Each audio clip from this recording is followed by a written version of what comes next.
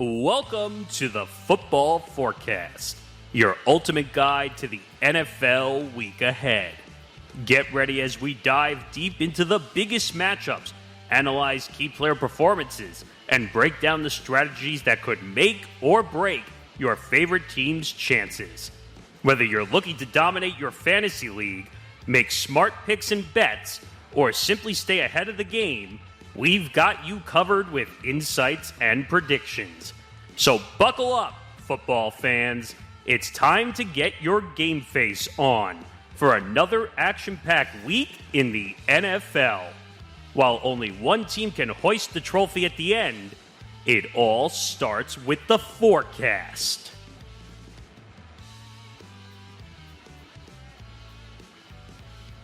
It's week 14 in the NFL season. Welcome back to the Football Forecast here on the Empty the Bench Podcast Network, presented by Playback. Follow us on social media, across all social media platforms, at TFB Forecast, ETB, Twitter, Instagram, TikTok, for now, if TikTok survives. But yeah, follow us on all those platforms. Make sure you go check out the Empty the Bench Podcast Network on YouTube, youtube.com/ETB Network. Help us bridge the climb to 900 subscribers and eventually 1,000. Please help us out. It helps us with the algorithm and helps with all our content. So please do that. If you can't listen on the video side, listen on the audio side, wherever you get your podcasts.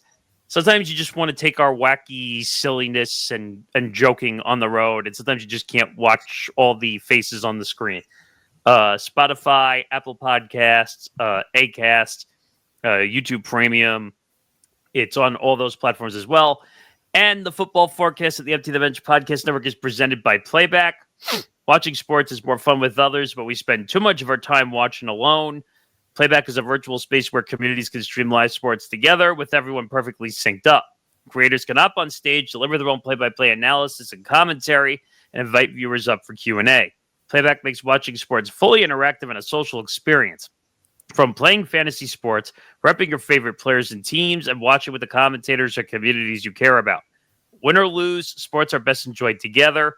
Join our community by going to playback.tv/ETB Network to find out more, including our live stream schedule. We're back in the game in the NBA streams. Little sickness snafu, me. I've been sick the last couple days. So we'll get back to those. Let's just say I have a lot of energy for this stream this week, and I could be taking it all out on the Jets this week, but I'll save that for later. Yeah, I wouldn't be shocked at that. All right, going into the week past. I mean, this past week, most of us actually had a good week. Yeah, really fantastic week. There's not a lot of red when it comes to like Nick has no red. I have one red. Zan has no red. Grant has no red. Grant was the big winner again for the fourth straight week? Something like that. So Grant went 12-0-4. You, Nick Morgeson, and Zan both went 11-0-5. Actually, credit to Ben as well, going 12-1-3. Let's go. And then look at everybody else. I went 9-1-6. There's a lot of draws this week. Yeah, a lot of you got the winner right but not the line, or you got the line right but not the actual winner. A lot of that this week. Nick DiMartino went 7-2-7. Anthony 7-4-5. The lone two people who did not have a good week last week, Pat went 5-6-5, and Johnny went 4-4-8. Yeah, so the left side of the grid, because we keep track from left to right, the left side of the grid did very well. Did Johnny and Pat scratch? I mean, Johnny still went 500. He had a lot of draws. I mean, some people like Nick had 7 draws. Like that. I mean, a lot of the spreads were close this past week. So some games did not go as planned. Fraud alert, Texans. It's a shame to see what's happened the last month with them. Looking at the point standings, though, Nick Morgeson at the top of the leaderboard still with 257. In the 240 range, we have quite a few people. We have Zan at 246. We have Grant at 245. You have Anthony at 241. You have myself at 241. You've got at 237, both Nick DiMartino and Pat Dana. Ben at 228. So Which he's climbed the gap big time. Like you were like riding the bottom, like in the coattails. Ben and I each have had in separate points this season really low points that we've had to climb back from. And Grant, I have to say, has made the biggest run out of everybody. He's had close to 30 points the last couple of weeks. Something like that. It's been really good. Plenty of more really good football to get into when it comes to this week. It's our last bye-mageddon. 6 teams are on the bye this week. So a little then less. The chaos starts. Really quick, Tom. Do we have any playoff scenarios? Oh, don't you worry. There's plenty of playoff I will scenarios. bring them up. I will bring them up where it is there. As far as elimination scenarios go, we're not going to really go over those this year just we because. Already eliminated. Yeah, I was gonna say Pats are out, Giants are out. Anybody to be Jets are out. Pat's funeral are on out. Sunday in person. I could have told you Jets were out halfway through the year, but I probably could have told you that with the Bears too. So. The teams on bye this week, though, to point out, we've got the Ravens, the Broncos, the Texans, the Colts, the Patriots, and the Commanders all on the bye this week. So half my fantasy roster. Whoopee. In the last fantasy week of the season. Yep. All right. Let's That's start crazy. things off, boys. Oh, what's up, Ben? No, so that's crazy that the fantasy last week is this week. I know. This football season has flown by. It's always funny to see. But it always just seems to happen. It always catches everybody by surprise. Hell, college football world, it's championship weekend.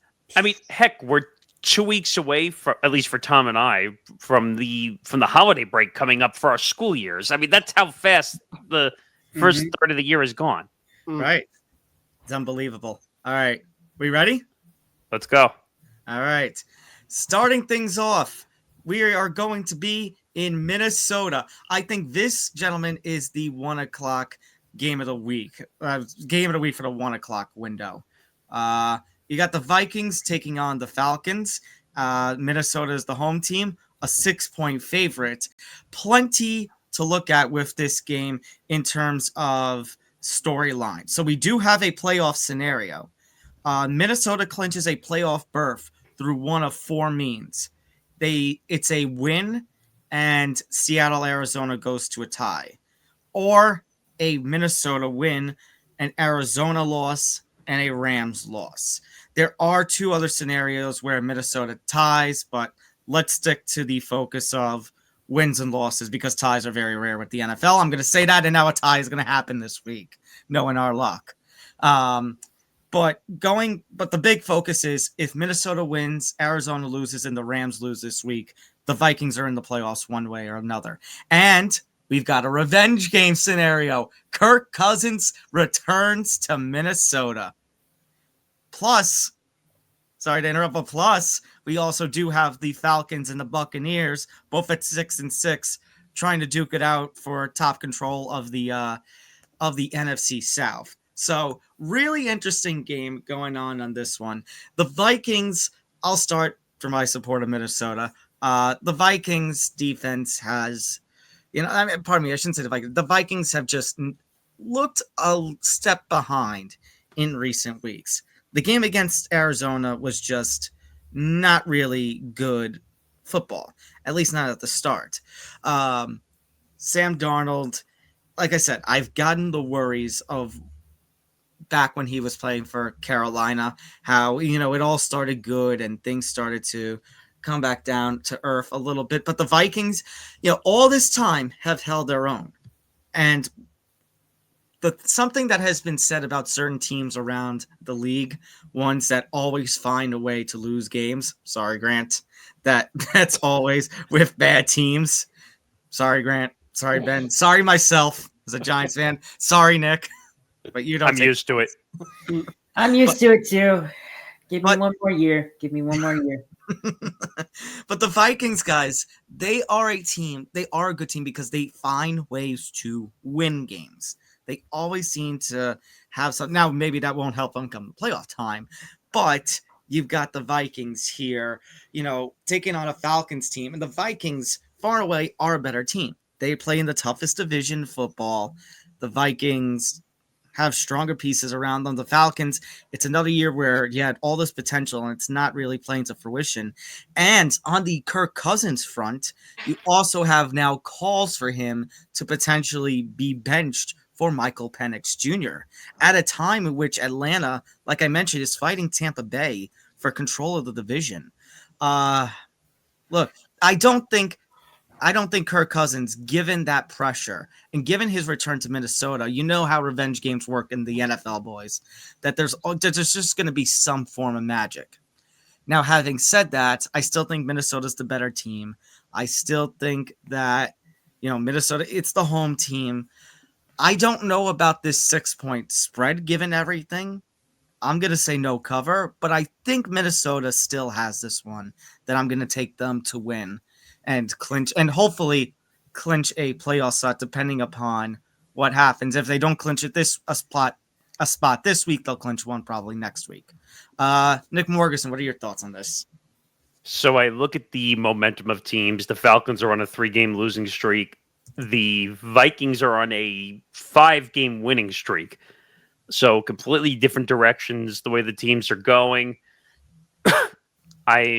I'm not a Kirk Cousins guy, never been a Kirk Cousins guy. And Kirk Cousins is known in the big moments to go in and flop. That's just how he is. But it's not prime time. So what? I would take Kirk Cousins to fail regardless of the time. I don't care. The spread is big for this game. I would say the spread is big. For the way the Vikings have been playing. The way the Vikings have been playing, I'm looking back at. So they won against Arizona. Oh, that was a come from behind, if I remember correctly. Yeah, 23-22. They had to come from behind. They beat the Bears by 3. They beat the Titans by 10, and then the Jacksonville game, which was a complete dumpster, but they won. I don't know. I feel like the Vikings are almost playing like the Chiefs right now, like where they're just winning games, but they shouldn't be winning some of the games. But again, the Falcons are going the wrong direction. So you know what? I'm taking the Vikings to cover. Okay. Grant. I mean, this is not the Kirk Cousins revenge game. I mean, Kirk Cousins has been playing like crap lately. I mean, but for me, this. Grant, but since we're bringing up Cousins' performance, should the Atlanta Falcons consider subbing in Michael Penix? I don't think you get much better performance out of him. I agree. So the problem is you can't get out of his contract yet. Because you signed him to the largest quarterback deal this offseason. It's fully guaranteed. Which was it still makes ever. It still makes, and Grant, you were there for this. Ben, you were there for this, I think, when we were watching the draft together. About the question of why they drafted Penix 8th. Because the general manager probably wanted to do the Aaron Rodgers situation, and then literally Kirk Cousins. Even though Penix is an older backup. Yeah, and then literally Cousins comes to his press conference the next day and says, "I'm not mentoring this kid. I'm not doing it." And then, but the Vikings will win this. But I think the line is just a little too big. I'm gonna say win, but no cover. Okay. By the way, you asked why the Falcons made this pick. You want to know why? Was on crack. There you go. Then. Yeah, so I mean, this should be a really interesting game. I will say, I just look at the Falcons' last 3 games. They're on a 3-game losing streak, and they have not won. They have not all the points that they've scored. It's been under 20 points. The Vikings obviously have a very good defense, but they're not like a highly electric offensive team either. So I think that pretty much tells me that 2 teams, one team that's kind of going the opposite direction, and one team that's just kind of treading water and keeping themselves afloat in a really tough division. I'm going to go with the Vikings here, but no cover. I think it's going to be a close one. I think that the Falcons are going to try to play with house money and try to find a way to win this game. But them going on the road, I don't see it happening. So I think the Vikings are going to win, but I think it's not going to be a cover. Okay. Anthony. Yeah, Kirk Cousins, like you guys have said, hasn't been playing well the last few weeks. I do think you gotta continue playing him. I don't think you could put Michael Penix Jr. in there. I mean, maybe if they drop another 2 or 3 games straight, and then you're kind of like outside the playoffs, then you could play Michael Penix, because then you kind of gotta see at least what you got in the young kid. But I do think Kirk Cousins will play better in this game. He's got to. I think the weapons around him, Bijan Robinson, surprisingly, actually hasn't been playing that bad. So, it's surprising that Kirk Cousins has been playing so awful because some of the players around him haven't been playing too bad. But I do think he'll come to play. It's a revenge game for him, so I think he'll keep it close. But with the Vikings defense forcing turnovers and being so great, they got a good secondary. They got two or three great pass rushers. I think that's going to cause Kirk Cousins to at least to have 1 turnover, and I think that will be the difference late. So give me the Vikings to win, no cover. All right. So a lot of Vikings no cover when it comes to this game. Actually, I believe Nick DiMartino also going with a Vikings no cover pick, and need to reload. So let me see. Zan actually is going to take the Vikings to cover the spread on this one. So there's a lot of agreement that the Vikings are going to win. It's just very split on if this spread will be covered. And now, since we're talking about the Falcons, we're talking about the division race in the NFC South. Let's go down to Tampa, as the Tampa Bay Buccaneers are going to be taking on the Las Vegas Raiders. Tampa, a 6.5-point favorite at home. And let's have Grant start this one off. So, I mean, I'm looking at the Raiders' schedule right now on my laptop while I'm talking, just to see how they've played recently. I mean, they barely lost against the Chiefs. Took a couple of horrible losses to the Dolphins and the Broncos. But I gotta say, with their interim offensive coordinator, their quarterback Aiden O'Connell has played considerably well the last couple of weeks. But I don't see the Buccaneers not winning this game. So I'm gonna take them to win and cover. Yeah. All right, Ben. Yeah, I know that the Raiders obviously kept it close last week, but obviously they're still going through a lot of issues. Of course, the way that they lost last week, of course, kind of, tells everything you need to know. Aiden O'Connell, to be fair, he did play well. But I do think that, Baker Mayfield and that Buccaneers team, they're still trying to tread water, of course, in the NFC South. Baker, I think, was on the injury report this week. He did get hurt last week, but he did come back and played well and was able to actually come back against the Panthers team that's been playing not too bad as of late. But then the Bucs are at home. I think the Raiders are kind of due for a little bit of a letdown. Here are the Bucs. I'm going to take the money. Yeah, definitely. Baker did seem a little bit banged up last week. I feel like you could see him hobbling on the field at some point. Anthony. Yeah, I think obviously the Raiders played their best game. They gave it all they had last week and honestly should have won if it wasn't for, late game fumble, which I still don't understand, how that play doesn't get redone and get called a false start. I mean, you can kind of see the referee calling the play, but that's another story for another day. But the Buccaneers, on the other hand, when they usually play these mediocre teams, they usually do cover. I mean, we've seen that a couple weeks ago when they played the Giants. I know the Carolina game was close, but that's division games. Division games are a different story as well. So I think Baker Mayfield will have a good game. Bucky Irvin has really emerged for this team. He's very electric. So he's going to be a guy that I don't think the Raiders are going to have an answer for. So I think the Buccaneers will win and cover. Yeah, I agree. I know Baker got a little banged up, and he seems to be a little banged up with a couple of his recent performances. But still, I look at this Buccaneers team. It's funny that Bucky Irving is emerging on a team that shares a name with him. But I think he did a phenomenal job last week, surging in a standout performance, a breakout performance for him. And this Buccaneers team is just miles better ahead of this Raiders team. I don't care how good AOC is performing as a quarterback. This Tampa Bay team is just miles better. And this is important for them because if the Vikings do beat Atlanta, then Tampa Bay is basically going to be in control of this division as we head into the final month of the season. We see, for better or for worse play, or mediocre play for that matter, how this NFC South is. So that's going to be really important. So this is a game that they need to win. And I will say that the Buccaneers will cover the spread and win this game. Nick.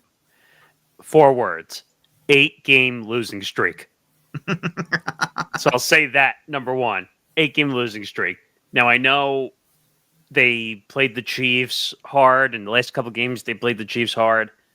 But this team has no direction. This team has no visible direction for the future whatsoever. Aiden O'Connell's not the answer. Let's just be real. It's just not the answer. They're going to have to go and draft the quarterback. And a certain quarterback was all over Instagram Live the past couple of days as he was driving past Allegiant Stadium, making it obvious that he wants to be the starting quarterback for the Raiders. I don't know if I could say making it obvious. I mean, he's been tweeting out, thank you, God, every time the Raiders lose and the Giants lose. Oh, I'm sure you're so happy about that. Yeah. Tampa's a better team, but the one thing I will say against Tampa is the last 2 wins were against the Panthers and the Giants. No disrespect to the Giants, no disrespect to the Panthers, but that's true. They're not exactly great teams. And the one thing I will give to Baker is he gets that all-important first down running for it, as hobbled as he was, and he can manage to get first downs when necessary and push his team across the finish line. And I think that's the most important. And I think Baker just has more heart than this Raiders team in general. So I'm going to take the Bucs to cover. This should be easy. Another quick thing, guys, too, before we go into the next game, is Mike Evans came back, and he looked absolutely phenomenal. So yes, when you get Mike Evans back for that big Tampa offense, everything goes much better. So just to look at some of our other friends who couldn't be here this week, Johnny actually has 2 straight no-cover games. Vikings no cover, Buccaneers no cover. Nick DiMartino is taking the Bucs to cover. Zan Bando is going one step further. He is making the Buccaneers his lock of the week. Of course he is. Took me a little bit by surprise, but there you go. All right. We're going to go over now to Pittsburgh for a little divisional matchup. It's the Browns and the Steelers. The Steelers, 6.5 point favorite at home. And, I mean, you're talking about a team that's in control right now. Pittsburgh, the Mike Tomlin streak continues on, and we're not even, we still have a few weeks to go. I think 5 weeks to go left in the NFL season. Ben, start us off on this divisional matchup. Yeah, this is going to be an interesting one because you look at it right now, and the Browns have been playing spoiler. Even though they haven't been winning games, Jameis Winston, give him credit. He's played really well as of late. And I do think that they're going to keep this game close against Pittsburgh. I know Pittsburgh has obviously been a really good team and obviously look like an AFC contender down the road here. But you might be a little bit surprised here, but I'm going to go Pittsburgh no cover. I think that the Browns defense can be able to keep it close. And the way that the Browns offense has been able to play at least the last couple weeks, heck, they went into Denver, a really tough place to play, and basically went head to toe against the Broncos team that's been playing really, really well. So I don't see any way why they can't do it once again. I just think that the way that Browns team, despite their record, they're playing really hard. But I do think that Pittsburgh's going to win at the end here. So Pittsburgh here, but no cover. Anthony. Yeah, I see exactly where Ben's coming from, and I really was going to go Steelers no cover. But the reason why I'm going to go Steelers to actually cover on this one is I think the Steelers are going to be very, very fired up. I think they're still pissed off about losing just a couple weeks ago to the Browns. And I think since that's so, relevant and so, recent history in their memory, I think TJ Watt and those boys are going to come to play. I know there's a little, controversy right now between Myles Garrett and the Watts. Myles Garrett, was calling it out, saying, he's the best edge rusher in football and not TJ Watt. And this is stemming from a tweet that J.J. Watt actually tweeted out last year, stating that, what more could have TJ Watt did last year to win the Defensive Player of the Year award since it went to Myles Garrett. So I think because of that, and because TJ Watt's going to be pissed off about that, he's going to have something to prove. And a pissed off TJ Watt's very, very scary. I think Jameis Winston's probably going to have a couple turnovers like he usually does. So give me Pittsburgh to win and cover. I think that's actually, look, I get the motivation, but I think all this beefing is a little bit stupid because, yeah, TJ Watt had a hell of a year, but we're forgetting Myles Garrett also had a phenomenal year last year on a Browns defense where, last year, it's sad to see what's happened with this Browns team this year because the Browns last year were a team that people thought would have no business, especially after losing Deshaun Watson like they did last year, losing Nick Chubb as they did last year, and still managed to play hell of a football, only just to come up short in the first round of the playoffs. And now this year, everything has fallen apart. And yet, under Jameis Winston, like you guys just mentioned, when they were taking on the Broncos last week, it was phenomenal. It was phenomenal what they were putting up, and you could maybe throw the Browns defense into question, considering they're supposed to be a really good defense. But I think that's just credit to, when we talk about the Broncos, the rise of Bo Nix and what he's becoming, and that he's probably going to be offensive rookie of the year at the rate that he's going. The Steelers are playing phenomenal football, absolutely phenomenal football. My only concern is going to be, when is it going to get to that point where, especially when it comes to a team like the Browns, they start to play down to their competition. The Mike Tomlin Steelers have a little bit of a history in that regard. And I'm wondering, maybe the Steelers will come up fired up after what happened last time against Cleveland. But will that ghost of playing down to the competition emerge, especially when Jameis Winston has been playing fantastic football other than his turnovers? That last week was the most Jameis game ever, where he's throwing for so many passing yards, so many touchdowns, and the game still ends with a pair of turnovers. Jameis was openly asking God at the press conference when his turnover curse is going to end. It's not going to be this week. I'll say that the Browns will prevent the cover, but the Steelers are going to win this one. Go ahead, Nick. Yeah, I'm just going to say from last week, I told you so on that pick last week between the Steelers and the Bengals, that I thought Vegas was smoking something. Like, seriously, like almost a little Stay off the weed.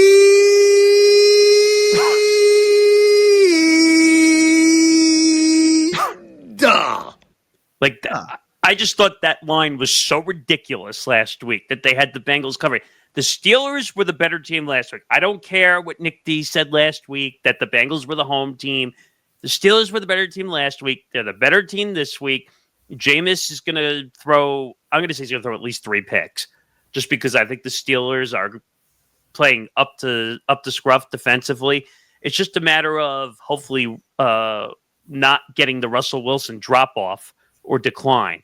So I think it's coming more from the offense than the defense. If the offense can stay like they had to last week with the Bengals offensively, then I think this could possibly be a blowout. Just because if Russ can stay on top of his game, then the defense will do everything and Jameis Winston will throw the game away. So Steelers cover. Okay, Grant. So let me just be clear on this.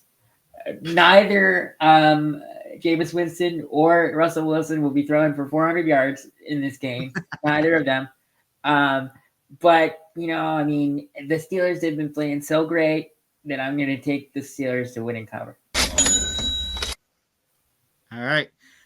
Johnny. Oh, wait. I actually forgot to when you guys mentioned the interception for Jameis Winston, I saw this really, really hysterical fantasy score. So there was this fantasy score, and they had Winston and Bo Nix, and I am not joking on this. One of the guys that had Winston won by 0.01. Oh my God. A tenth of a point? Yes. No, 0.01, 100th of a point. Oh, 100th of a point. Excuse me. Yeah, 100th of a point. Whoa.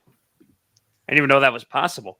That's insane. And Like wasn't that- it also because of the fact that he took a knee? I think Bo Nick's taking a knee is what cost him the loss too. Right, because taking a knee is negative yardage. Yeah. Sometimes I wonder if that's got to be removed in the fantasy spectrum. I have no idea, to be honest. All right, guys, it's time to enter life in the fast lane with a few straight fast tracks, but we're going to begin with a little video. We need a little music to bring us into this. And I already tortured myself once watching this thing. So, all right, here we go.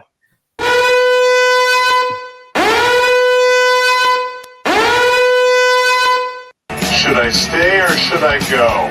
Should I stay or should I go? If I go, there will be trouble. If I stay, it will be double. So come on and let me know. Should I stay or should I go?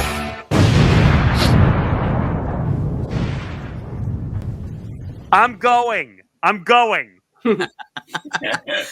know you're going. The question is, will Aaron Rodgers go based on this little report? Please, for the love of every Jets fan, please. I don't know. I had to make a video this week, and I had to make it about Aaron Rodgers. And it's like multiple directions that I could have gone with. You know, the fact that there's that report about maybe they won't retain him after this season, or just that off the wall crazy trailer for his Netflix documentary. You think I believe anything he did in a Netflix documentary? All right, but we begin the fast tracks with the Jets and the Dolphins. It is an AFC East divisional matchup down in Miami. The Dolphins are a 6-point favorite. I'm going to start with you, Nick Morgeson, and I have a great feeling I know where you're going to go with this one. Yeah. This is not even a question. I mean, Brace Hall's out. CJ Mosley was just placed on IR. Aaron Rodgers is ready for the senior citizen home or AARP, whichever comes first. It's a dumpster fire. It's going to be awful. The Dolphins have Tua back. They're pretty much healthy. Do I have to say anything else? Dolphins lock. It's obvious. Grant. I mean, yeah, I mean, to be honest, in one of my fantasy leagues, I have Jared Goff and Tua Tagovailoa, and I chose to play Tua because the Jets defense sucks. And of course, when I decided to do that, Jared Goff has 3 passing touchdowns. However, I am still pretty confident that Tua Tagovailoa will have a good game on Sunday, and that's why I'm going to take the Dolphins to win and cover. And I think Sauce Gardner's out too. And also, just to agree a little bit with Nick, fuck you, Aaron Rodgers. Fuck you. I'll accept it. Ben. Yeah, I'm going to go with Miami here to cover. I just think that, the Dolphins are a really good team at home. The Jets haven't been a great team for a while now. Dolphins here take the money. Anthony. Yeah, does it get any much worse than what happened last week? I mean, you're up 21-7, then you overthrow a Garrett Wilson. Next thing you know, Leonard Williams is running a pick 6. I mean, that's just the story of the season for Aaron Rodgers. And now he's on the Pat McAfee show, getting upset with AJ Hawk, talking about fake bucks and being a fake reader. I don't know what Aaron Rodgers is doing. He doesn't even want to take the blame. I mean, when you look at Josh Allen and great quarterbacks, they take the blame even if it's not their fault. You got Aaron Rodgers saying, oh, well, there's 11 people on the field. Yeah, we know that. But you're the main reason why this team is not doing good. And I was a fool picking the Jets many times before. And like I said, I'm not picking the Jets the rest of the season. Give me Miami to win and cover. I mean, he's not a great quarterback. Let's just admit facts. He's not a great quarterback. The thing is, we've seen, from how his tenure ended in Green Bay, Anthony, just the kind of person that Aaron Rodgers was, and the fact that this idea of him being a leader just is not there. So he's got Kevin Durant syndrome. I mean, look, The Jets are a complete dumpster fire. The Dolphins need to win this game in order to stay somewhat alive in an AFC playoff picture in the wild card race, because the wild card is the only chance they have now that the Bills have locked up the division. Yeah, there's no question here. Dolphins, take the money. All right. Going now over to Tennessee for it's probably going to be a really ugly game. The Jaguars at the Titans. The Titans a 3.5-point favorite at home. Anthony, and of course, Mac Jones now going to be starting in Jacksonville. Trevor Lawrence, his season most likely done after the dirty hit Al-Shahir laid into him last week. So, Anthony, your thoughts? Yeah, that's why I say thank you, Tom, for giving me the most interesting matchup to start off with. This is a great game. No, I'm just joking. But, honestly, I do want to say I'm glad for the suspension. I think it was the dirty hit. I know there's a lot of people out there saying, how are you supposed to make a split-second decision? Should Trevor Lawrence slide sooner? I think at the end of the day, it was a dirty hit. And if you look at a lot of other videos, he has a history of being a dirty player. So this isn't his first instance. So I'm glad he got suspended. But yeah, this is an awful game. I'm going to go with the Titans strictly because they're a home team. And we've at least seen some games where the Titans have either pulled off the upset or at least played competitive. So give me the Titans to win and cover. Yeah, I mean, the Titans have shown signs of life. Jacksonville is just a really shaky team. This is a game that I really do not care for whatsoever. So for no reason other than screw it, Titans take the money. Nick. So what am I going to call this game, Tom? Toilet. No, I'm going to call this the degenerate gamblers game. Yes. Basically where you're down all your action, you're like down hundreds of dollars, and you're just going to say, I'm going to put $1,000 on this game, hoping that I get it right, because I need one last action to try and compromise, save my bets for the day.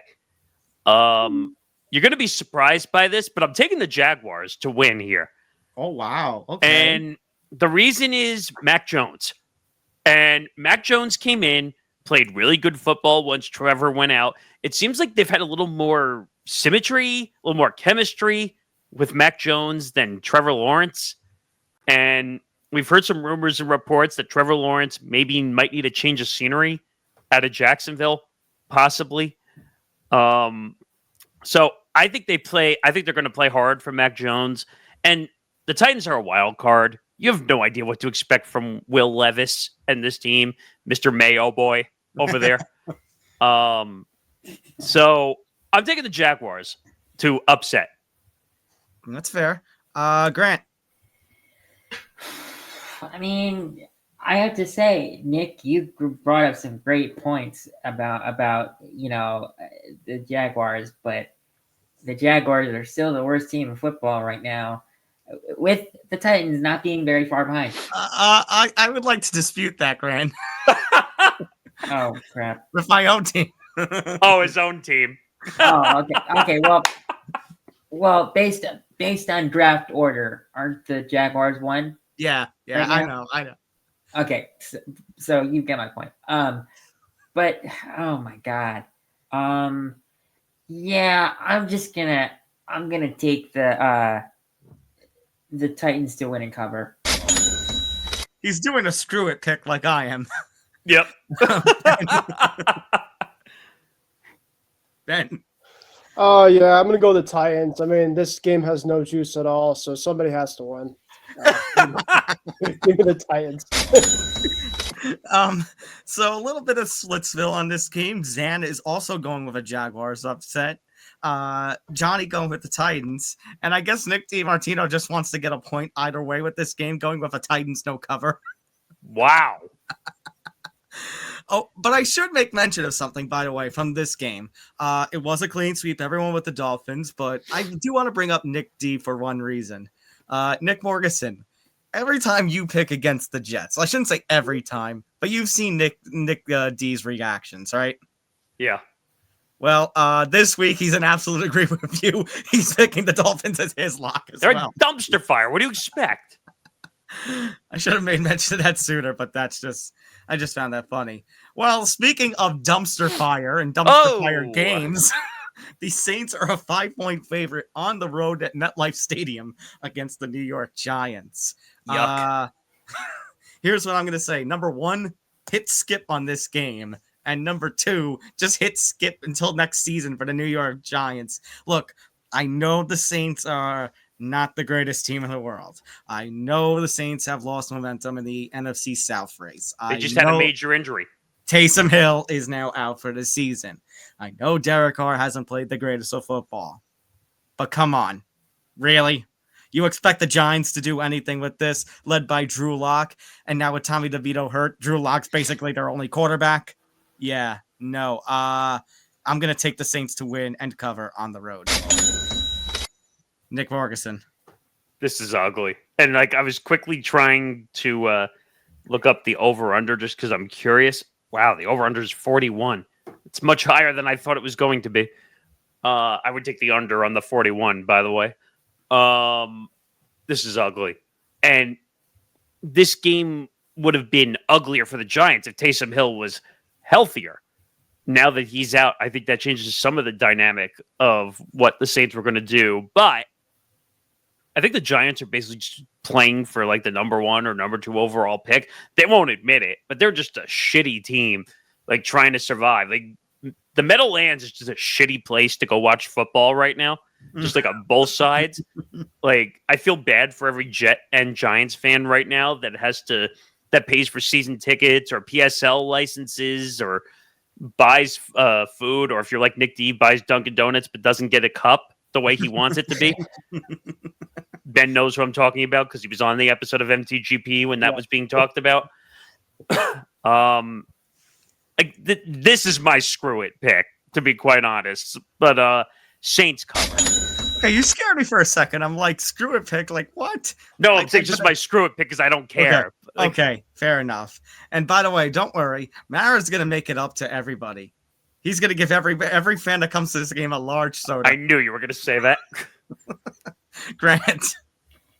Yeah, I mean, we've talked about kind of some crappy games as of late, in the last 5 minutes or so, and that's what I mean by as of late. I don't mean in the last couple of weeks.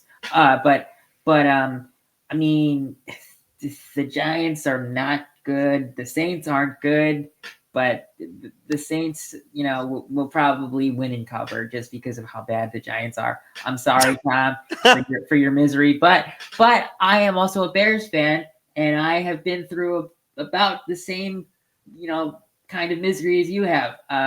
Let's face this. Let's face this with this show, Grant. You and Zan are Bears fans. Nick and Nick are Jets fans. Johnny and I are Giants fans. Ben is a Pats fan. This show is united in misery. Well, Pat's a Giants fan too. Pat's a Giants fan. This show is united in misery. And then except for Anthony. Their misery is a smart one here. Their misery is in the playoffs. Well, I was going to say Anthony picked the right New York team. Mm-hmm.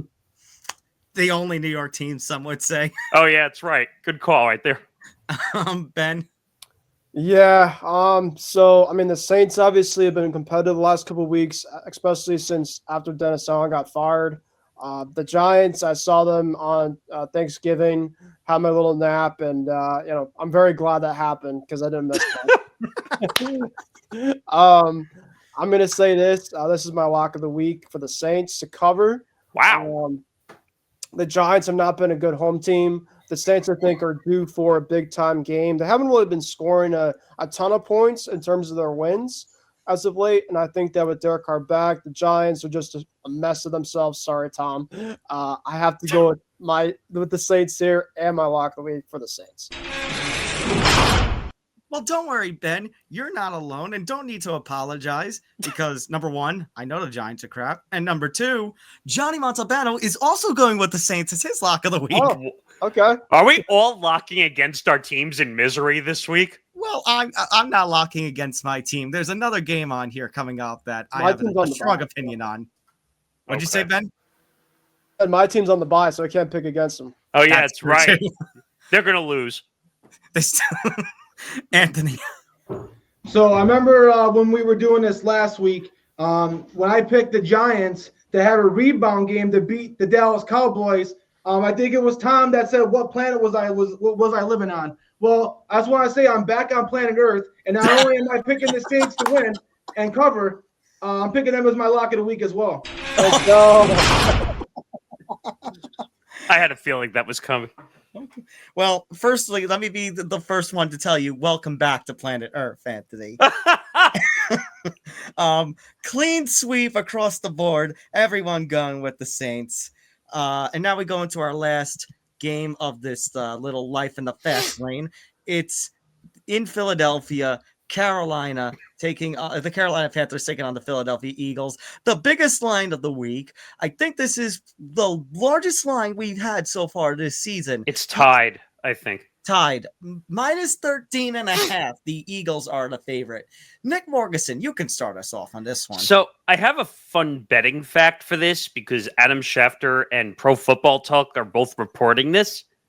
So a bettor in Kentucky is backing the Philadelphia Eagles to defeat the Panthers on Sunday with a $3.1 million wager. Oh my God. So that's really putting your money where your mouth is. Mm-hmm. And it says that the Eagles, well, I guess this is currently, are minus 700 odds. You're not going to win a lot of money off it. But that's definitely putting your money where your mouth is. This spread is huge. And I think the last spread of this was the Lions, right? We're minus 13.5, if I'm not mistaken. Like that. Yeah. And I remember not taking them to cover, and I kind of had egg on my face afterwards. I mean, the Panthers are bad. Bryce has been playing better, but the Eagles are just on fire. Like, that's just the way they are right now. They beat a Ravens team. I'm trying to find their schedule really quick just so I can here we go. They haven't played the Giants twice yet. We get to have the pleasure of having them 2 times in the last few weeks. Let's see, 1, 2, Think about 3, that too, 4. Tom. Remember we were talking. Oh no, last- wait, they did play them once. They did play them once. Yeah. It's an Remember 8-game talking winning about- streak. At this point in time, and this is to keep on the Eagles, how we thought that they were frauds kind of the second half. Now, obviously, this is kind of the opposite. Now the Eagles are really just turning it on the second half. Yeah. Crazy how a year kind of goes and changes. Yeah. I want to hear now that the head coach is the one pulling them down, right? I want to hear that. I'm waiting for the apologies that the coach. I'm waiting for Nick Sirianni. He's the one pulling them down. All right, I'm sorry. 8-game winning streak.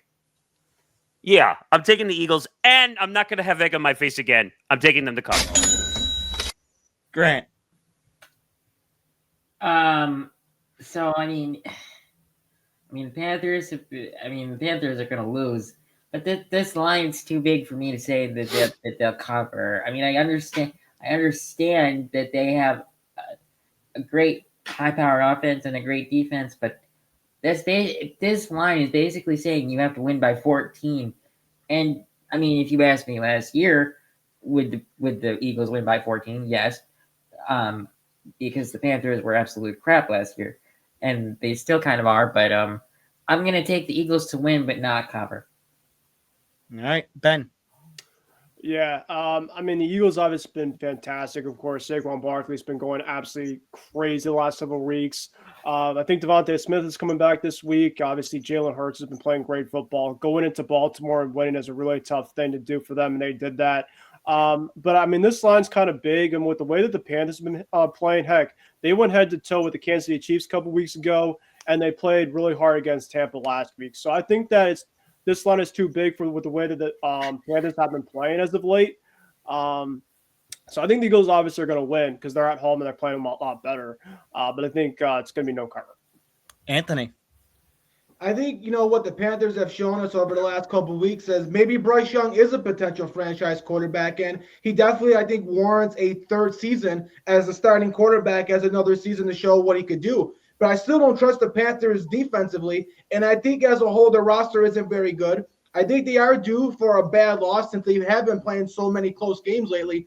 And this Eagles team, man, is one of the most dominant teams in the NFL. I mean, we just saw what they did last week against the Baltimore Ravens. I mean, when you look at their defense, they got Jalen Carter, who's literally dominating 2 offensive linemen every single play. You got Zach Bond, who's been one of the top linebackers in the NFL this season. And they got 2 dominating rookie corners. You got Cooper DeJean and Quillian Mitchell. So this team is stacked defensively. And then you got potentially the second guy for the MVP and Saquon Barkley on offense with Jalen Hurts and A.J. Brown and now Devontae Smith coming back. So I just don't see any way that the Panthers are going to be able to stop the Eagles offensively. And I think defensively, the Eagles are going to be able to force Carolina's offense into some turnovers. So give me the Eagles to win and cover even with the big line.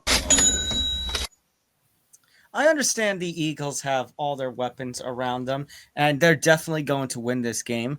But at the same time, I feel like this line is a little bit disrespectful to the way to which the Panthers have been playing.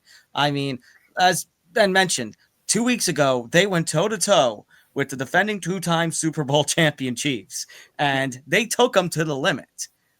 They took them to the very last play of that game. Yeah, and but then, I would say the Eagles are more prepared and more power offensively than the Chiefs are. okay, let me challenge you then. Screw the fashion. Let me challenge you then, Nick Morgeson. If the Chiefs and Eagles were to meet in a potential Super Bowl, would you pick the Eagles over the Chiefs? Currently, yes. Yeah. You would too, Ben. I would Anthony. say that. I couldn't pick against the Chiefs in the playoffs. See, that's my thing. I don't think the Chiefs, I can't pick against the Chiefs in the playoffs. But I think I had the Chiefs as one of my picks going to the Super Bowl, but I just think the Eagles are playing way better right now than the Chiefs. I'm not going to dispute that, but at the same time, I think we've seen enough of the Chiefs in the playoffs to know, that it's hard to pick against them in the postseason. But also, I wouldn't use the Chiefs as a barometer because they just don't cover. So I think that's an unfair usage of the Chiefs to determine this game. Yeah, fair enough. Well, that's a topic for when we do Sunday Night Football for this one. But as much as the Eagles are such a high-powered team, I feel like Carolina has been doing well enough that I think they can make this game a little closer than this line says. So I'm going to do something a little bit crazy. Yeah, I'm not going to say, Eagles no cover is the majority agreement within most of our picks. Eagles no cover is what most of us are saying. But I'm going to go one step further. I'm going to go Eagles. I'm going to go no cover. I'm going to make that my lock of the week. What? Yeah. I'm going with a no cover lock. Whoa. That's gutsy. So Panthers can't win, and the Eagles can't win by 2 touchdowns. I need it in the middle. You're like right in the middle of both. Wow. Okay. That's how I feel. It's gutsy with a lock. I know, but you know what? I'm willing to take the chance. I think the line's a little too big for my liking. All right, heading into the afternoon window now. Interesting NFC West battle. The Cardinals a 3-point favorite at home against the Seahawks. These are the 2 teams that are battling it out for the division title. Ben, start us off. Yeah, so of course these 2 teams faced each other a couple weeks ago, and I had the Cardinals going to Seattle and winning. Well, obviously that didn't happen, but I am not going to change my pick here. The Cardinals are still, I am a firm believer in this team. Geno Smith and that Seattle team, I feel like is a lot better, but they're very inconsistent. And I think specifically for, a division game like this, if I had to pick between these 2 teams, I'm going to ride with the Cardinals here. I think they find a way to win this one, and I think this line is pretty fair too. So Cardinals here, take the money. Anthony. Yeah, I know the Seahawks are on a little winning streak and are in first place in the NFC West right now. But I do think the Cardinals are the best team in that division, and I think they're going to go out and prove it. I was wrong last time, picking the Cardinals, but I think they're going to get payback. And I know Jackson Smith-Njigba has really emerged for this team and is looking like a potential number 1 receiver along with the other receivers that the Seahawks have. But at the end of the day, I'm going to trust Kyler Murray. Even though he has his struggles, I can't lie. but I'm going to trust Kyler Murray in this one over Geno Smith. Simply put, that's the reason why I'm going to pick the Arizona Cardinals to win and cover. Yeah, the Seahawks have been playing really good football. The Cardinals, though, they have that loss to the Vikings, but the Vikings are not a bad loss. And when you look at the talent between these two teams, Pat Dana was promoting the hell out of them, and I kind of gave him crap for it, but I'm eating my words now. The Cardinals really have come into their own this season. Seahawks got the win last time. I think that this is going to be one of those battles that ends up being split, for the two matchups of the season. So I'm going to go with the Cardinals on this one. Take the money. Nick. Yeah, I'm on the Cardinals side on this one. I think the Cardinals are a better team. The Seahawks, the Jet game should just tell you it all, how they were trailing. They won, but you were trailing to a dysfunctional Jets team that was killing you in the first half, and you had to come back in the second half and have a massive second half just to come back to win the game. I know how the Geno Smith story goes. He can be great. He goes up the hill, up the hill, up the hill. It's like the Price is Right thing where the cliffhangers. The cliffhanger, he gets all the way to the top, and Geno Smith's just going to fall off the side of the cliff. The yodeling guy. Yes, the yodeling stuff. Yeah, I'm taking the Cardinals to cover. And Grant. Yeah, all you guys kind of hit on it before me. I'm gonna take the Cardinals to win and cover as well. All right. We're going to start. So actually, it's a clean sweep when it comes to this Cardinals game and the Cardinals coming out on top. All right, Anthony, time to go over with your team. Up from Buffalo over to Los Angeles. So we go from really wintry weather to really sunny weather as the Buffalo Bills take on the Los Angeles Rams. The Bills are a 3.5-point favorite at home.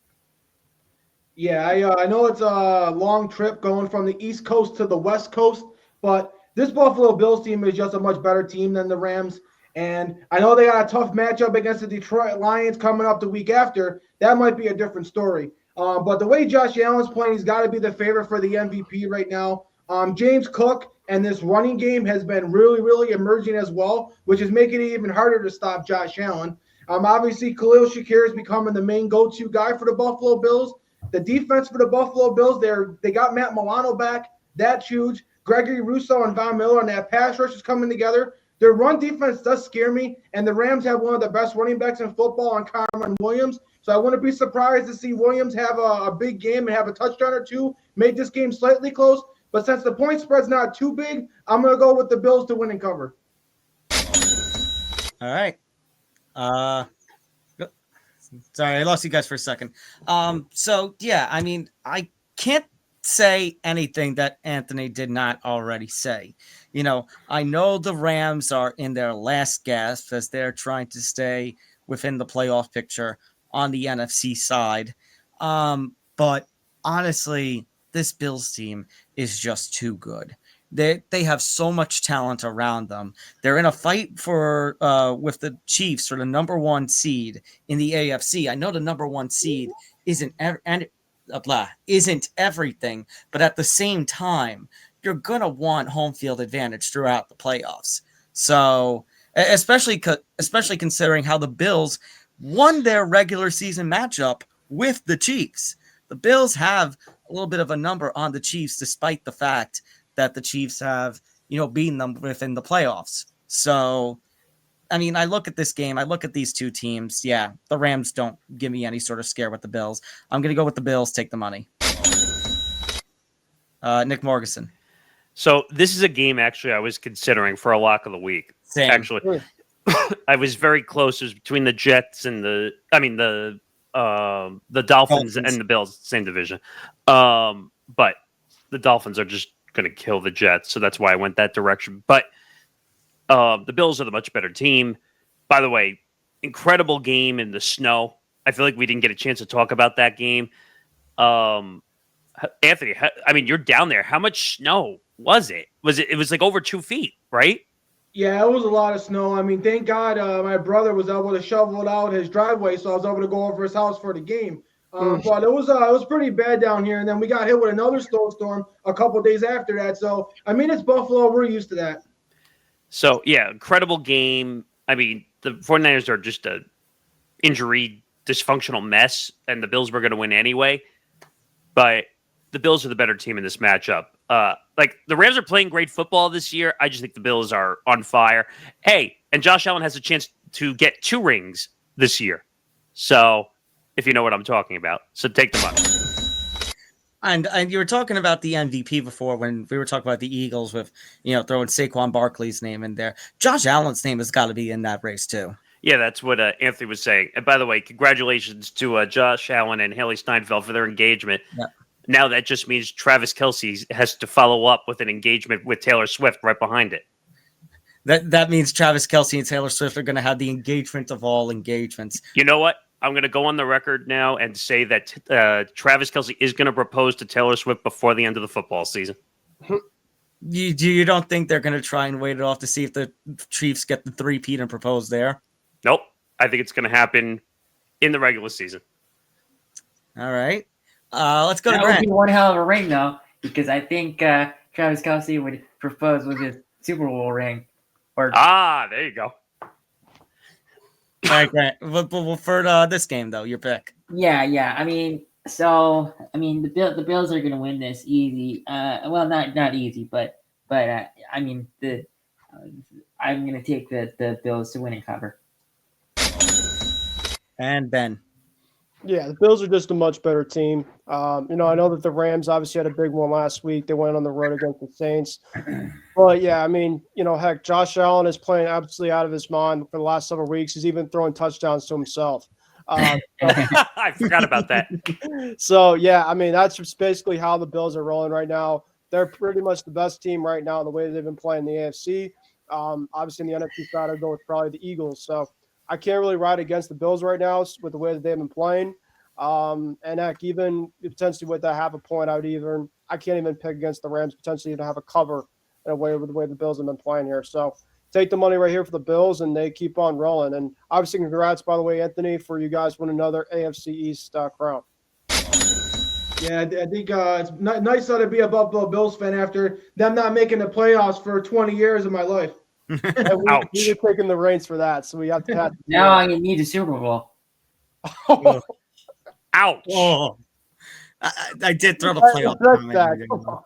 I want Josh to get one, so I do I want too. Josh to get one too. Damn, I wasn't ready for that. And I had here it is. Shots fired! Shots fired! All right. Well, then, Grant, you can lead us off with your crappy team. It's the Bears. Yeah. Go ahead. You know what? Let's be honest. No. You know what, Grant? I'll let you have your say in just a second. But can I be really honest with you guys? Oh no. I think this is a crap game. Oh, the game. Okay. I think this game is awful. Somewhat. I think it is. Grant, you start things off, though. Okay, so I mean, normally I would agree with you, Tom, but so the Bears have been playing quite well in terms of offensive production lately. The only thing that's holding them back is coaching, and they finally did the right thing and fired their head coach mid-season. Now, let me be clear. It was probably a month too late. I think they could have fired him after the Patriots game, and they probably should have. But It was a season too late. Yes. So the Bears, even though DJ Moore and DeAndre Swift are marked as questionable and only logged a limited practice today, I am going to say that they play. And I'm sorry, but the 49ers team is depleted right now. They're without Trent Williams. They're without CMC. They're probably going to be without Nick Bosa. So I'm going to take it even one step further. This is my lock of the week. Give me the Bears to win. Whoa! Oh my God! Wait a minute. I wasn't even ready for that. Woo. And I don't care if I'm the lone wolf of the week. I don't care. Well, I mean, in terms of the five of us, yeah, that's what really only matters for the lone wolf. But just so you know, Grant, your fellow Chicagoan Zen is also going with a Bears full upset. Wow, Well, that that's makes me not a feel shocker. That makes me feel better. And Nick D and Johnny, who both say the 49ers will win, both are picking the Bears on the points. Wow, so there's no covering. Wow. Yeah. All right. Ben, are you going to continue the surprises? No, I'm going to go with the Niners here. I know they've been obviously injured, but I do think that, they need to win desperately, and I think that they're going to get it against the Bears here. So Niners here, take the money. Anthony.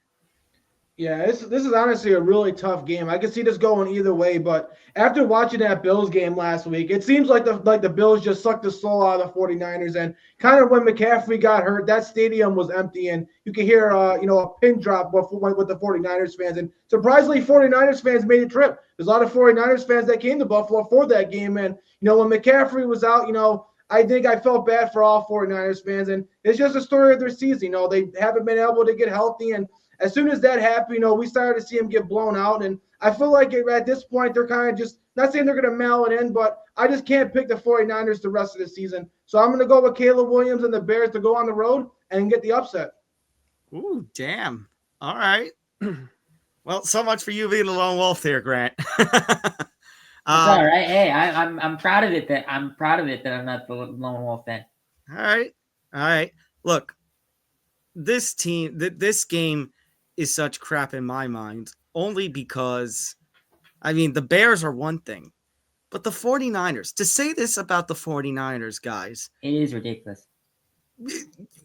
People would have come after our throats if any of us said that the 49ers were going to be barely fighting to be 500 and would They were projected to have 12 or 13 wins.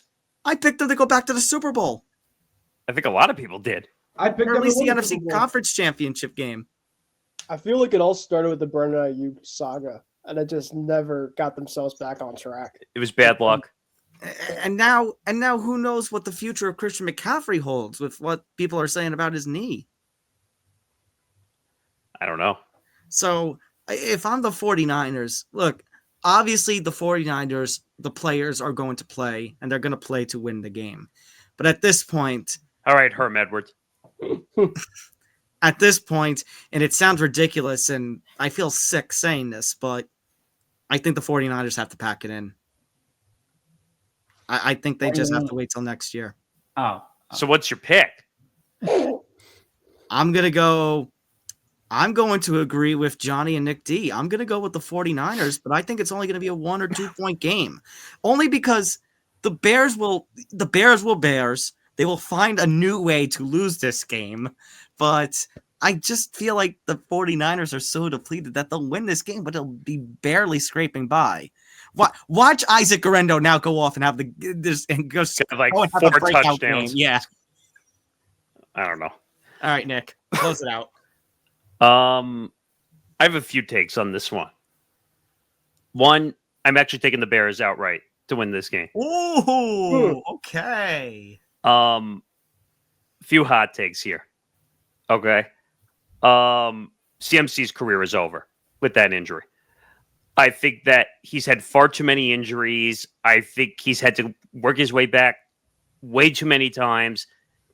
We don't know what this injury. He's already gone to Germany once to have that special treatment. I think that Kobe Bryant had like a decade or so ago. I think his career's over. That's number one. Number two, Kyle Shanahan gets fired at the end of the season. And I think he loses his job. And I think he'll get a job somewhere else because he's a really good head coach. But I think they're going to move on and they're going to find a new head coach and they're going to have to retool and figure out what they're going to do. And I think Jordan Mason's going to be the number one going into next season. So can I ask you to take it one step further and say who who you think Kyle Shanahan will coach? Oh, I have no idea. He'll have plenty of options. That's not the issue. I don't know how much of the season is Kyle Shanahan's fault, though. I think that there's not a lot of symmetry between him and the team right now. And we've seen head coaches get blamed for bad situations, even if it's not 100% their fault, before. So I'm taking the Bears in this game outright. And like I said, CMC's career is over, and I think Shanahan gets fired at the end of the year. All right, can I counter your hot take with a hot take of my own? Yeah. If they fire Shanahan and CMC is not on this roster next year, then the 49ers window is basically over. I agree with you. It can't. It's done. The Detroit has basically gained leverage on them at this point already. If they move on in one way or another, be it retirement, be it something else, with Christian McCaffrey not being on this team, I'm sorry. There's just no way that you can, and Shanahan getting fired, there's just no way you can justify the 49ers needing a simple retool. I'll give you one more. I don't think they're going to pay Brock either. I don't doubt that. So I think this whole team is going to blow up in smoke. And it's sad to say, It's sad to be saying all these things, considering what the expectations of the 49ers were entering this season. And George Kittle's going to have to demand out, because I just don't think he's ever going to win here. Well, let's stay on the West Coast, go from the NFC to the AFC as we enter Sunday Night Football. It's the Chargers and the Chiefs. The Chiefs a 4-point favorite at home, and we do have a playoff scenario. The Chiefs have already clinched a playoff berth, but obviously the AFC West has been a little bit of tougher competition with them. The Chargers have been playing some good football this season under Jim Harbaugh, so to an 8-4 record. However, with the amount of games left, with these two teams playing each other, if the Chiefs win this game, they are the AFC West champion. The only thing that will have to be determined between, of course, the Chiefs and the Bills is, as I mentioned before, number 1 overall seed in the AFC. Yes. Well, gentlemen, I don't know how many of you remember your old English classes, but have you ever heard of the term Deus ex machina? Yes. Okay. If you're a urinating tree fan, he always mentions in his videos, especially when it comes to the Chiefs, an unexpected occurrence resolves a seemingly unsolvable problem in a story. How many times have the Chiefs win this year, and it's been basically Deus ex machina? Every game. Especially because we're coming off of a game where, what the hell happened in that Raider? I still don't understand what happened in that end of that Black Friday game. Oh, you mean the bad call made? The center snapping the ball when nobody was ready. That's the Raiders for you, I guess. That's the Raiders for you, and that's the Chiefs wins this. That's the Chiefs wins this year. But look, number one, if the Chiefs couldn't cover against the Panthers and the Raiders, what makes you think that they can cover against the Chargers? Having said that, number two, if the Chiefs just continue to win BS fashion after BS fashion, with the exception of that Bills game, who's to say that they're not going to win this week? I'm going to go Chiefs no cover. They're not going to cover, but the Chiefs will win and lock up the division this week. Wow. Okay. Nick. I'm going to steal a Nick D line here. This spread is begging you to take the Chiefs to cover. Like in every way, shape, or form, it's begging you to take them because the line is so small. Because if you look at some of the spreads, and I'm trying to look back, like the Raiders-Chiefs spread was an outlier. I think that was, 13 plus, if I'm not mistaken. Like and then if I go back to week 12, did they play in week 12? I'm trying to find, it was 10.5 against the Panthers. And then I'm just trying to look back for any more. My point is the spreads have been huge. So now Vegas finally got smart and said, we should make this smaller so that we get some action on the Chiefs. I'm so lost on this one, to be honest, but The Chiefs are going to win this in a no cover just because they're going to find a way at the very last second to either win by a field goal or they're going to get the Chargers to fumble because that's what they're great at, and they're going to win that way. Grant. Yeah, I mean, Nick, you bring up great points, and it's very hard to pick against Andy Reid, but so I'm gonna take the Chargers to win, but no cover. But also, wait, Grant. You said the Chargers win no cover, or you mean the Chiefs win no cover? The Chiefs. Okay, Chiefs win no cover. That's okay, you said the Chargers. I'm like, yeah, wait. He meant Chiefs. He meant Chiefs. I meant Chiefs. I was talking. I'm sorry. I was gonna go into talking about Jim, but Jim Harbaugh will figure out a way to keep this game close, which is why I will say the Chiefs will win, but won't cover. Fair enough. Ben. Yeah, I agree with Nick in terms of like this line screams for you to take the money. But with the way that the Chiefs have been playing these close games, this is far from for you to take the Chiefs even to a higher degree. Heck, they couldn't even cover against the Carolina Panthers. And no disrespect to the Carolina Panthers, but they were one of the worst teams for about half the season this year. Ben, they should have lost to the Raiders. Yeah. I mean, heck, the Chiefs are a lot more beatable than they should be, right? I really want to take the upset, but it's at Kansas City. So I won't do that, but I do think that the Chargers are going to play. This is going to be a really good game. I think the Chiefs are going to win, but I'm going to say no cover. For me, it's just going to keep on. I'm not going to keep on taking the Chiefs in terms of these lines until they prove me that they can win in a blowout, and they haven't done all year. So yeah, Chiefs no cover. Anthony. Yeah, what Jim Harbaugh has done with this Chargers team has been unbelievable. And I know there's a lot of Jim Harbaugh naysayers in here, but I think Jim Harbaugh is a great coach, and he's really turned around this team. And the Chargers play great defense, and look at Ladd McConkey in a great rookie wide receiver class. Ladd McConkey is right up there with all the top rookie receivers this year. So I love what Ladd McConkey's been doing. Justin Herbert hasn't been turning the ball over. He's been playing good football. And obviously the Chiefs play good defense. I know sometimes the last couple of weeks, their defense has struggled a little bit. But I think their defense is going to play good. And I think we're going to get a very defensive matchup in this one. But again, prove me wrong on both sides. Chargers, prove me wrong that a team outside the Buffalo Bills can actually beat the Chiefs this year. And on the Chiefs side, prove me wrong that you could actually cover in a game. You haven't covered all season, so prove me wrong on both sides. So give me Chiefs no cover. Using my words. Wow, we're all in synergy really here for the most part. Well, do you want to know an irony, guys? What?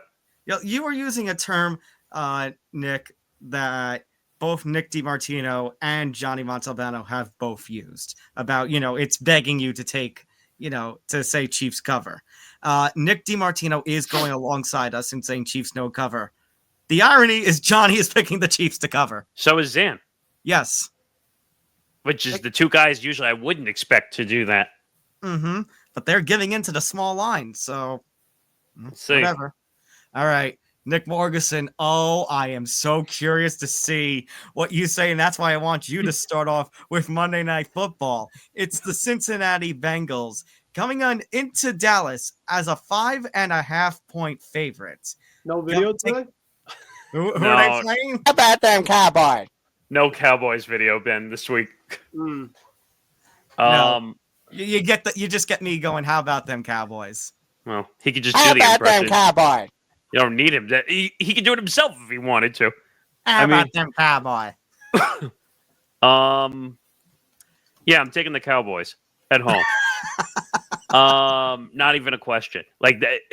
I'm feeling so good about this with the Cowboys actually winning in this game. The Bengals, I understand they were in the game last week. Pittsburgh did outplay them. I don't want to hear anything else. Pittsburgh outplayed them in the long run. When Russ is out throwing you, that's a problem, number one. I understand the Dallas quarterback situation is a mess, but did you listen to Joe Burrow in the press conference after the game basically saying that he's basically done with this season and he basically doesn't care? the rest of the way. Like, that team is dejected in every way, shape, or form. I just think their heads are not going to be in it. They're already out. They have nothing to play for.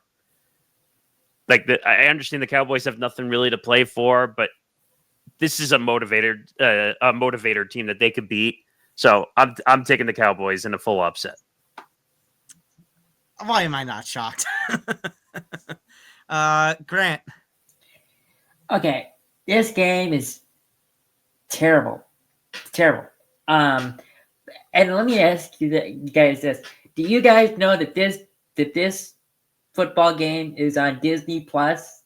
The Simpsons game. This is the Simpsons game. This is the Simpsons game, and I swear to God, because of that, literally no one should watch this game. Like,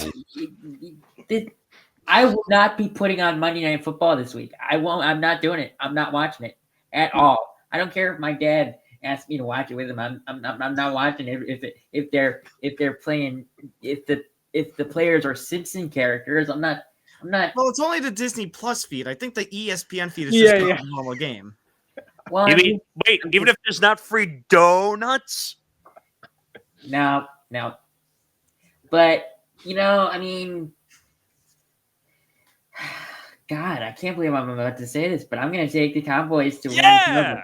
I mean, I can't believe I'm saying this because Cooper Rush is not a good quarterback at all. I mean, you usually want to side with the young phenom, but I mean, he's played well, but I mean, the Bengals have just played like crap.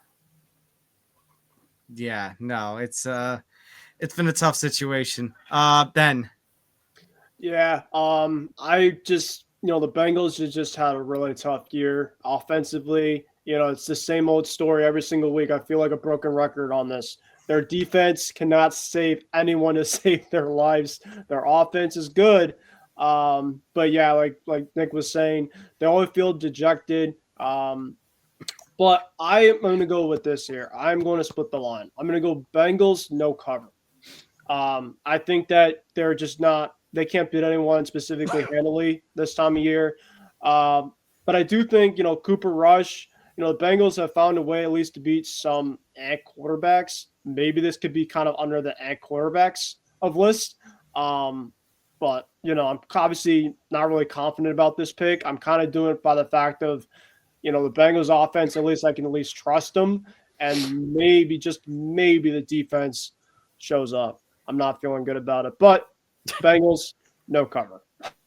Anthony. I know there's been a lot of teams, including the Jets, that have burned me a lot this year, but the Bengals have burned me a lot as well. And for some reason, something inside me can't just give up on the Bengals. I'm not sure if it's my love for Joe Burrow, my love for Jamar Chase, or maybe the fact that I got on both of my fantasy teams. So maybe that's what it is. But again, the Cowboys, they did beat the Giants, but we know the Giants aren't a good football team. They did get lucky against the Commanders. The Commanders should have won that game. And I do think the Bengals are a better team. And I know they don't have a lot to play for with the Denver Broncos winning again. It's going to be very tough for the Bengals to get that last wild card spot at this point. But if you're saying that the Bengals have nothing to play for, maybe they'll play better. Maybe if they have nothing to lose, maybe they'll play a little bit looser and a little freer. And at the end of the day, I just think they're a better team, and I think Joe Burrow and Jamar Chase won't be able to do enough, even if that defense can't stop even Cooper Rush. So, surprisingly, one more time, I'm going to go with the Bengals to win and cover, but if they burn me this time, this will be it. I mean, I know what you'll be saying if they don't cover. Don't! Nick, God damn it, you took what I was going to do.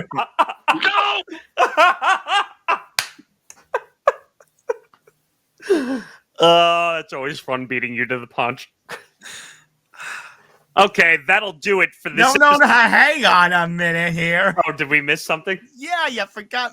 Oh, I'm sorry. I did it again. You forgot me, you doofus. Wouldn't be the first time. God damn it, I tried the dough sound effect. I got an ad, a 2-second video. I'm going to do that after the show. A 2-second video. Go ahead. Okay. I was also going to dough because Ben beat me to the punch. I was going to split the line as well here. Look, the Bengals defense is the Bengals defense at this point. And if you're Joe Burrow, you guys mentioned it. He was pissed at that press conference. Like, really? I put up more MVP-like numbers, and once again, you let me down. So he should demand a trade. I think he will be damned if he lets a weak team like the Cowboys, who are playing their backup quarterback, basically beat them. At the same time, I think considering how the Bengals season has gone, and because the Cowboys actually are coming off of a couple of victories within their last few games, that they actually will be able to make this a close game. So I'm going to split the line like Ben, and I'm going to say Bengals no cover. All I'm going to say right now is if the Cowboys win this game, there's going to be a Stephen A. Smith-like video from me where I'm going to be gloating from the hills if the Cowboys win this game against the Bengals. I'm just going to put that out there now. And you'll probably use my "How about them Cowboys" sound effect to no degree. Probably. I mean, degree. But now, that'll do it for this week's episode of the Football Forecast, Week 14. Make sure you follow us on social media at TFB Forecast, ETB, Twitter, Instagram, and TikTok, where we drop all the picks, the full episode. You'll get Sunday night, Monday night. You'll get Locks of the Week, Lone Wolf of the Week. I don't know if we had a Crybaby of the Week. We have to get back to that. I don't even know if we had a Lone Wolf for the... Actually, no, we had one. I think we had one. But make sure you tune in for all that stuff. You'll get all that stuff plus everything else. All our spreads and everything that's coming up. So make sure you follow us on social media. Make sure you check out our YouTube channel where the video side of this episode drops, youtube.com/ETB Network. Please watch and subscribe. Our numbers have actually been good on these episodes, so please help us grow and watch this episode as we continue to grow and expand. I did leave out one thing last week. Anthony and I were talking about this last week. There is a new version of this show coming after the season is over, and it's going to be the off-season version of the Football Forecast. Anthony, you want to say who's going to be going with you here? Yeah, I got my friend who's a huge football fan, Kanan, joining the show. We're going to be doing a lot of the off-season stuff, so if you love like NFL free agency stuff, if you love NFL draft stuff, or just anything in the NFL off-season, it's going to be a perfect show to tune in for. So the Football Forecast will be a full-year show going forward. So you will have an off-season version, so make sure you tune into that as well. And also, if you can watch the video side, audio side, listen to Football Forecast wherever you get your podcast, Spotify, Apple Podcasts, Acast, all other audio podcasting platforms, YouTube Premium as well. So please make sure you check that out as well. And the Football Forecast and the ETB Network presented by Playback, playback.tv/ETB Network. NBA streams are coming up. I can tell you that MLB streams will be available next spring training. So we will be doing baseball. That is on the horizon. So just stay tuned for all our announcements as well. Zan and I did Fight Study the other day. Make sure to check that out, UFC fans, before UFC 310 tonight. Yeah, big pay-per-view. So check that out as well. Okay, now that I'm out of breath, that'll do it for this episode of the Football Forecast. Enjoy the football games this Sunday. Hopefully everyone does well in the records. We can come back and we talk about it, and we will see you for week 15, as there's only a few weeks left. Final 4 weeks. Final 4 weeks, and we get ready for the playoffs and eventually the Super Bowl. So it's coming hot and heavy, and we will see you all next week. Have a good week, everybody. Take care.